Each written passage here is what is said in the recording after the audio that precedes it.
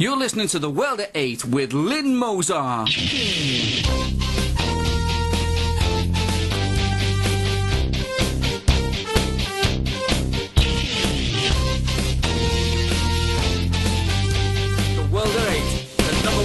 Nationalist news.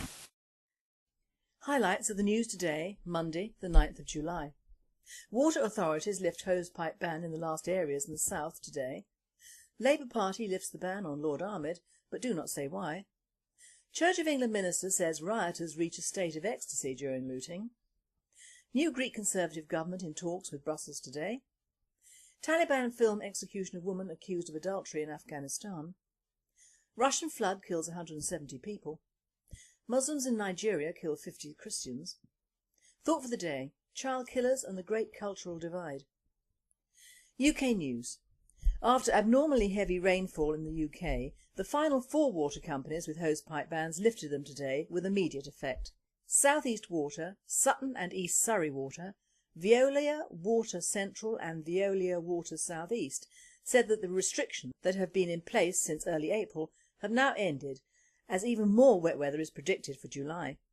Severe flood warnings were issued over the weekend, which saw more than a month's rainfall in 24 hours. Clean-up operations are still going on in the southwest and the Midlands. A World at 8 writer commented, "Lifting the ban is fine, but it's too wet to go out in the garden anyway, let alone give it more water." The suspension of the Labour Party Muslim Lord Ahmed has been lifted. Lord Ahmed was suspended by the Labour Party for allegedly making comments in a Pakistani newspaper saying he would offer $10 for the President Obama's head. His remarks followed reports the US offered a $10 million bounty for the conviction of a Pakistani-based militant leader, Hafiz Saeed, the founder of the militant group Lashkar-e-Taiba. The chief whip named as Lord Bassam was thanked by Lord Ahmed for a fair investigation. Lord Ahmed said that the story printed in the Pakistani newspaper was lies. Labour confirmed the suspension had been lifted, but did not explain why. A World at 8 reporter comments, "In case you are wondering who Lord Bassam is, he is apparently John Stephen Bassam, Baron Bassam of Brighton, born 11th of June 1953, is a British Labour and cooperative politician and member of the House of Lords." A Church of England bishop today is reported as saying that taking part in a riot can be an ecstatic, spiritual experience. The Right Reverend Peter Price said that the rioters of last summer found a spiritual escape as they looted and burned. It was reported in the Mail today. He went on to say that in effect it was a tragedy of our times that a large proportion of young people are desperate to escape the constrained lives to which they have been condemned and that they live in a consumer society. These riots saw 5 deaths, 3,000 arrests and 1,000 were for burglary, violent disorder and theft. A World at 8 writer comments, "It is a fatuous remarks like this from our church people that are out of order. No one should make allowances for rioters. They were mainly ethnics of one sort or another, they were not starving or any more hard done by than us Brits. They were simply doing what they do in the countries their families originated from, looting and making the most of an opportunity to get new trainers and Game Boys. Looters should be shot on sight." Euro news. The Eurozone debt crisis is being discussed in the Belgian capital of Brussels today. Antonis Samaras won a vote of confidence on Saturday with his newly formed Conservative government. Mr Samaras said that now he has confidence vote, he will now be able to argue a better case for the way Greece will escape from the financial crisis that has almost destroyed his country. A Greek reporter commented, "With this new government of Conservatives we have managed to keep out the far left socialists. We do not want our country becoming a socialist state where everyone at the bottom eats gruel and one top fat cat gets to eat caviar." World news. It was reported in the papers today that the Taliban have filmed the execution of a woman accused of adultery in Afghanistan. The online film shows a woman sitting on the ground and being riddled with bullets at close range, with a crowd of cheering men shouting Allahu Akbar. It was apparently the 3rd bullet that actually killed her. During the Taliban's reign in the 90s, public executions and amputations were common, but unfortunately now footage and accounts of similar punishments are coming from rural areas where the militants retain their authority and mete out Sharia justice. Police believe the video was shot last week in the province north of Kabul. A World at 8 writer commented, "This is awful footage of film and shows the absolute domination of Islam. It is well known that anyone can be accused of adultery, when in fact they have been raped, or if indeed the husband is simply tired of his wife. It is justice completely blindfolded. If he wanted to do it quickly, a bullet to the head would have sufficed. The floods in Russia have claimed over 170 lives. President Vladimir Putin is said to have been paying his respects to the families of the dead and also expressing his sympathy for the thousands of people who have been made homeless with the bad weather. The UN's Kofi Annan has been in talks with the Syrian President Bashar al-Assad over the failed police plan. The Syrian president is standing firm over the assault on his presidency by outside intervention as well as from within Syria. Thousands of people have died on both sides of the conflict, which is not being properly reported by the left-wing media. The involvement by the Western world in the ousting of Arab countries' leaders should not be taking place, one nationalist reporter commented. Muslims in Nigeria have raided Christian villages, killing more than 50 Christians. The Nigerian government has failed to give the Christians the protection they need and have just abandoned them, one reporter said. A World Date reporter has commented, "The attacks by these Muslims on defenceless Christians show that Islam and Christianity have no place together in the same land. We are seeing this all over the world in the great multi-faith, multicultural human bubble experiment." Thought for the day: child killers and the great cultural divide. Now I'm going to speak about 4 previous news reports. All involve the death of a child. One is perpetrated by a Muslim mother, 2 by white Christians, and the 4th is one of the many perpetrated in India. The death of a child is a dreadful crime and a waste of a life not yet lived.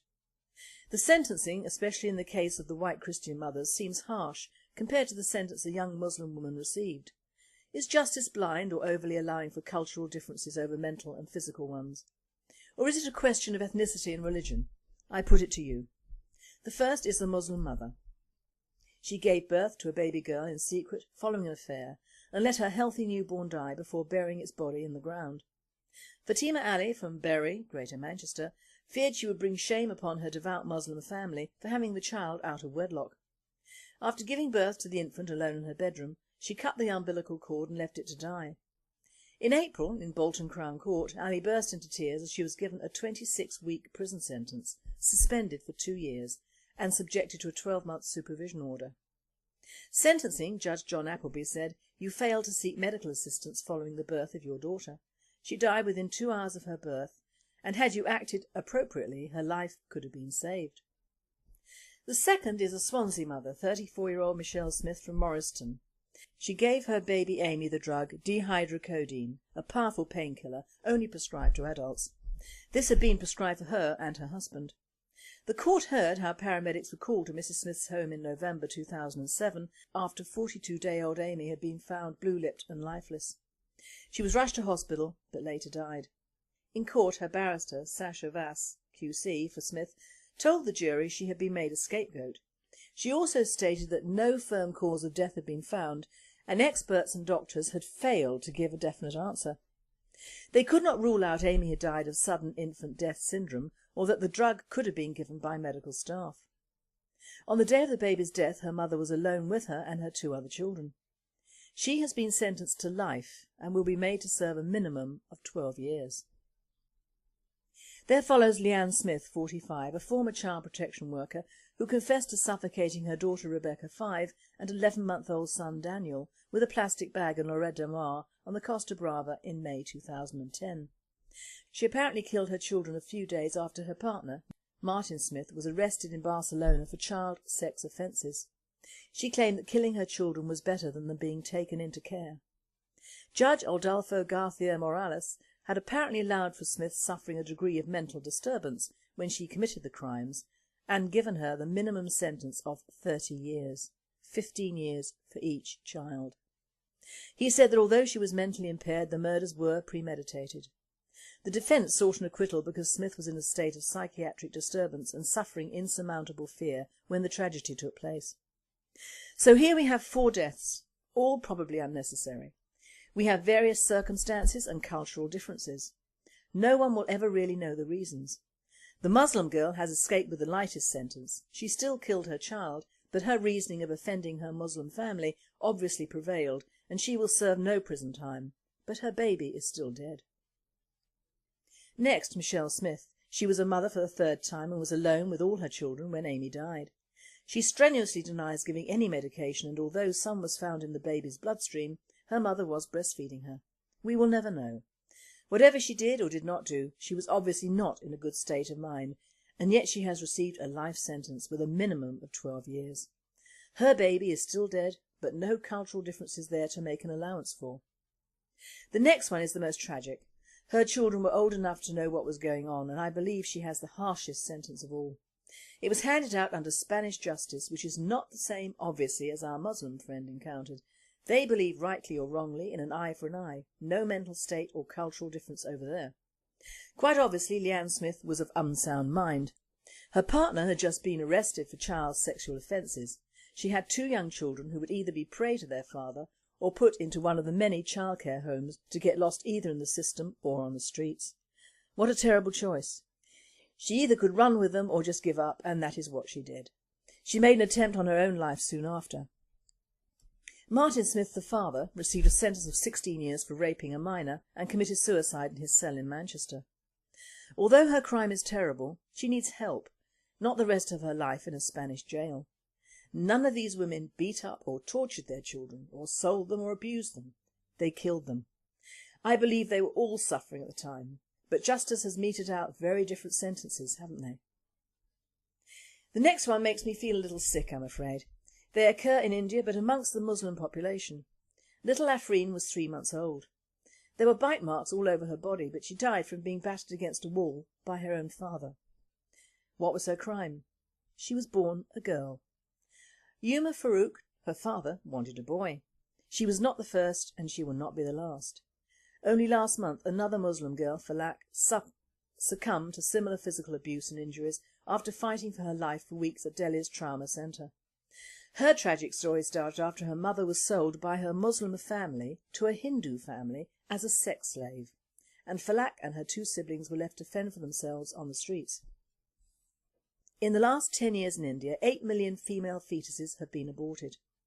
We in the West will never understand the mindset behind these killings that are taken as normal behaviour amongst the Arab and Asian communities, not only over here but in their own countries. Why should we in Europe make allowances for other cultures to abort, kill and sell their own children, and indeed groom and sell our children? For years and years the medical and international community have been preaching to the ignorant that prevention is better than abortion, but it has fallen out of their cultural norm. They cannot see it. If the mainly Muslim communities in whichever country continue to abort their own female children or sell the mothers and daughters off for sex slaves, they will eventually run out of breeding material. And this could be the reason why the Muslim Arabs started the sex slave trades from Europe and Eastern Europe during the Middle Ages, to fill the harems because their own breeding stock was so drastically reduced. My point is that another people's cultural identity, beliefs or religion should not be forced on the people of a host country. India and many other countries will suffer a whole lot more, as indeed we will in Europe, if steps are not taken to curtail the effect of Islam and its teachings, and its so-called justice system in the future. It looks very bleak for our female babies and children in the New World Order. And finally, scientists have come up with the ingenious theory about how aliens actually look. Top scientists around the world have said that aliens will not be like little green men, but more like jellyfish, probably with orange bottoms. This theory comes when scientists explain that this is how life started even on our own planet, as lots of new planets that are many light years from our own are covered in ice with possible seas and rivers running beneath them. So next time you see a UFO in the sky, be assured that if you see a blob of jelly coming towards you, be sure it's got an orange bottom. A World at 8 writer comments, "Not sure how they got the orange bottoms, but never mind, I'd just run away." You have been listening to The World at 8. I am Lynne Mozar and I wish you all a very good night. Making comments in a Pakistani newspaper saying he would offer $10 for the President Obama's head. His remarks followed reports the US offered a $10 million bounty for the conviction of a Pakistani-based militant leader, Hafiz Saeed, the founder of the militant group Lashkar-e-Taiba. The chief whip, named as Lord Bassam, was thanked by Lord Ahmed for a fair investigation. Lord Ahmed said that the story printed in the Pakistani newspaper was lies. Labour confirmed the suspension had been lifted, but did not explain why. A World at 8 reporter comments, You're listening to The World at 8 with Lynne Mozar.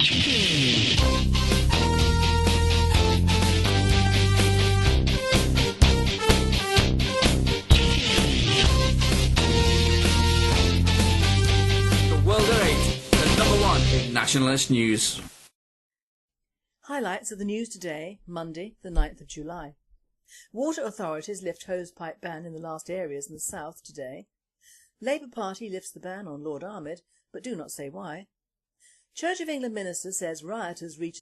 In case you are wondering who Lord Bassam is, he is apparently John Stephen Bassam, Baron Bassam of Brighton, born 11th of June 1953, is a British Labour and cooperative politician and member of the House of Lords. A Church of England bishop today is reported as saying that taking part in a riot can be an ecstatic, spiritual experience. The Right Reverend Peter Price said that the rioters of last summer found a spiritual escape as they looted and burned. It was reported in the Mail today. Central and Veolia Water South East said that the restrictions that have been in place since early April have now ended, as even more wet weather is predicted for July. Severe flood warnings were issued over the weekend, which saw more than a month's rainfall in 24 hours. Clean-up operations are still going on in the southwest and the Midlands. A World at 8 writer commented, "Lifting the ban is fine, but it's too wet to go out in the garden anyway, let alone give it more water." The suspension of the Labour Party Muslim Lord Ahmed has been lifted. Lord Ahmed was suspended by the Labour Party for allegedly a state of ecstasy during looting. New Greek Conservative government in talks with Brussels today. Taliban film execution of woman accused of adultery in Afghanistan. Russian flood kills 170 people. Muslims in Nigeria kill 50 Christians. Thought for the day, child killers and the great cultural divide. UK news. After abnormally heavy rainfall in the UK, the final 4 water companies with hosepipe bans lifted them today with immediate effect. South East Water, Sutton and East Surrey Water, Veolia Water